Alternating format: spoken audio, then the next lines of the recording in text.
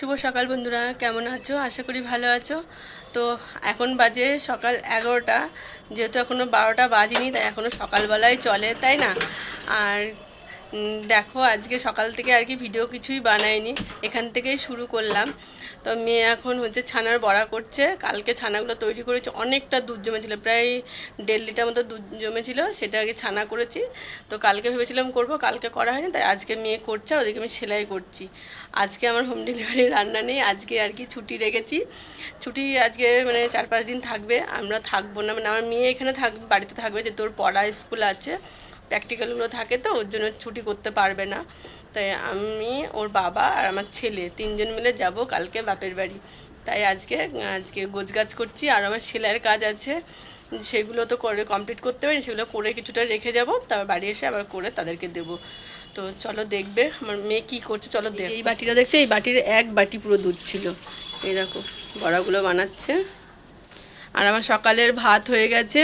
আর এই দেখো ডাল করেছি পেঁপে দিয়ে, আলু দিয়ে, ডাঁটা দিয়ে, মানে একটা ডাল করে রেখেছি একবারে। আর এই যে ভাত হাঁড়িতেও আছে, এই গামলাতেও আছে। এখন আমি সেলাইটা করি, মেয়ের হয়ে গেলে তারপরে শুধু এইটাই রান্না করলেই হয়ে যায়। আর এই দেখো এখানে যে বাবা পনির নিয়ে এসেছে, এইটা মিলিয়ে মিশিয়ে আর কি আজকে আলু দিয়ে রান্না হবে। এটা বেশি পুড়ে যাচ্ছে তো। এটা পুড়ছে না, ওরকম মনে হচ্ছে তেলে থাকে, তারপর ঠিকই হয়ে যায়। তাহলে একটু বেশি ভাজা হয়ে যাচ্ছে, একটু কমিয়ে নে। ও এটা কোন পুচকির জামা? এটা হচ্ছে মিষ্টি পিসির মেয়ের জামা বানাচ্ছি। কেমন হচ্ছে বল? ভালোই বানাচ্ছে। যদি যাই আর কি ফেরার পথে, মানে পিসি বাড়িতে যাবো তো কৃষ্ণনগরে, আসার সময় যদি রাস্তায় না দিই তাহলে আর কি যাবো। তার জন্য দেখো আমার ননদের মেয়ের জন্য জামা বানাচ্ছি, তো বানিয়ে নিই, তোমাদের তারপরে দেখাচ্ছি। আর এদিকে দেখো আর একটা ননদের মেয়ে, মানে সে বড়, তার জন্য ব্লাউজ মানে কাটা হয়ে গেছে, সে থাকে এখানে বালিগঞ্জে। তো ওরা তো দিয়েছে, 2টো ব্লাউজ বানানো হয়েছে, বড় ভাগ্নির জন্য, এটা ছোটো ভাগ্নির জন্য বানাচ্ছি। এটা আরও পুচকে ভাগ্নি। আর একটাও ছিল, মানে ষষ্ঠীর সময় এসেছিলো, তারা ও যখন হয়েছে তখন মানে এরটাও দিয়েছি, তাকেও দিয়েছি। এখন যাবো তো, তাই খালি হাতে যাবো, তাই ভাবছি যে একটা জামা বানিয়ে নিলে, তাই জামাটা বানিয়ে তোমরা দেখাচ্ছি। তো এই দেখো জামাটা কিন্তু রেডি হয়ে গেছে, আর এইটা শুধু লাগাতে বাকি আছে। ওর বাবা বাড়ি আসলো, তারপরে এবার বলতে চলো একটুখানি কিছু কেনাকাটি করে নিয়ে আসি। তো তাই গেছিলাম। মেয়ে রান্না তো সব জোগাড় করেই রেখেছে, তাই সেটা কমপ্লিট হয়ে গেছে, এবার রান্না করবো। চলো তোমার একটু দেখিয়ে নিই। হ্যাঁ সাবুন এটা। এই দেখো এইগুলো নিয়ে আসলাম, এটা বগলের জন্য কিনি, হচ্ছে জনসনেরগুলো, তো সেটা শেষ হয়ে গেছে, তো ওই দোকানে বৌদি বলে এটা একটু ব্যবহার করে দেখতে পারো, তো আমি এটা নিলাম, মানে আমরাও ব্যবহার করতে পারবো তার জন্য। আর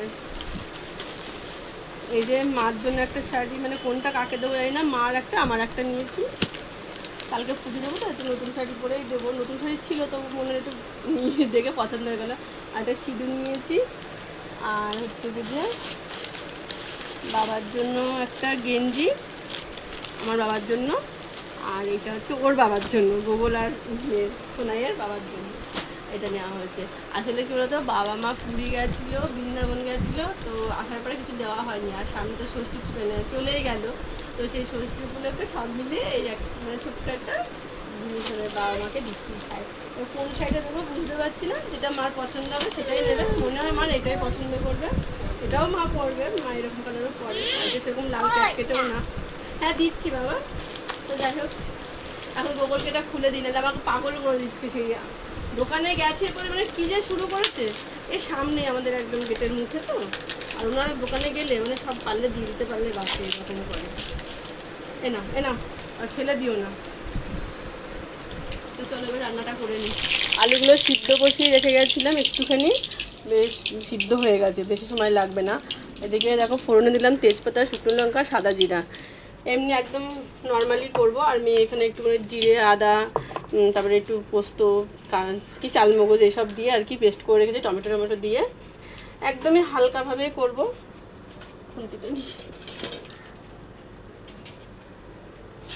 দেখো অনেকটা রান্না করতে হতে না এমন হয়ে গেছে, কতটা তেল দিয়ে ফেলেছি, এতটা তেল লাগবে না, তো আলুটা ভাজলে একটু তুলে রেখে দেবো। তো দেখো তেল তুলতে মানে মনে হচ্ছিল অনেকটা তেল, আলু ভাজলাম বলে তেলটা আর কি মানে অনেকটা এই টেনে নিয়েছে আর কি আলুতে। আর দেখো ফোড়নটা দিয়েই কিন্তু আমি আলুটা ভাজলাম আজকে, বেশ ভালো আলুটার মধ্যে সেন্ট এসছে। আর এবার দেখো মশলাটা দিয়ে কষিয়ে নেবো, তারপরে আবার আলুটা দিয়ে ভালো করে কষাবো। আর হলুদ সেরকম দেবো না, সামান্য একটু হলুদ দেবো, সাদা সাদাই রাখবো আজকে। তো বন্ধুরাই দেখো এখন সব খেতে বসেছি আমরা। তো রান্নাটা তখন দেখাতে পারলাম না, আসলে গোগল তখন কান্নাকাটি করছিল, ওকে স্নান করাতে গেলাম। তারপরে দেখো মাথায় একটু হেনা করেছি, আজকে সময় পেয়েছি মানে নিজের জন্য একটুখানি। তাও শাখাটা দেখে কি নোংরা হয়েছে, মানে কি বলবো, সেটাও পরিষ্কার করব।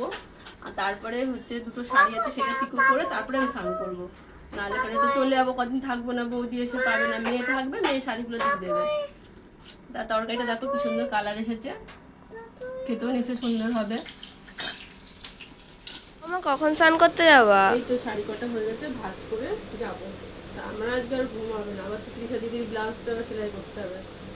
ওটা অন্তত লালিনটা বসিয়ে নেবো, তারপরে যদি না হয় এসে করবো। আর দিদির ওইগুলো আমাদের দেখাবো, তারাও এখনো আরও কতগুলো আছে সেগুলো সব দেখাবো।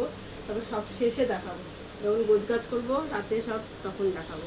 এখন অন্তত কাজকর্মগুলো করে স্নান করে নিই, তারপর পরে আবারও বাকি ইয়েগুলো দেখিয়ে দেবো, ঠিক আছে?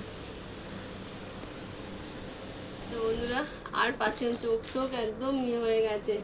বললাম তোমাদেরকে পুরো কাজটা করে দেখাবো, কিন্তু হলো না, আর ইচ্ছাও করছে না। এবার গোছগাছ করতে হবে তো, এত খিদে পেয়েছে।